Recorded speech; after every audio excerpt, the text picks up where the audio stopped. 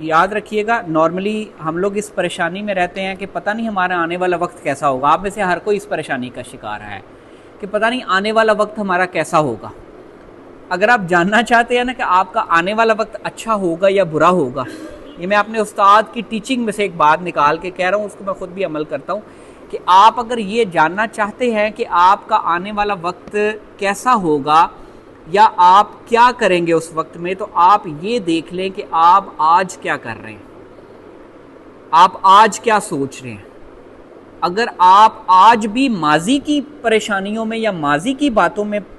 खोए हुए हैं ना कि यार ये ऐसा नहीं होना चाहिए था, ये गलत हुआ है, ये उसे नहीं ऐसा करना चाहिए था, या मेरे से ऐसा नहीं होना चाहिए था, दो ही चीज़ें होती हैं ना, या उसे नहीं ऐसा करना चाहिए था या मुझे नहीं ऐसा करना चाहिए था, या गिल्ट होता है या जजमेंट होती है, दो ही चीज़ें हैं ना, इसमें आप फंसे होते हो। अगर आप यही सोच रहे हो ना तो आप अपने आज को भी खराब कर रहे हो, और अगर आज खराब है तो कल कैसे सही हो सकता है आने वाला। तो अगर आप अपने आने वाले कल को बेहतर करना चाहते हो ना, तो आप आज आने वाला जो आज चल रहा है ना आपका, उसको कोशिश करके गुजार दो अच्छे तरीके से।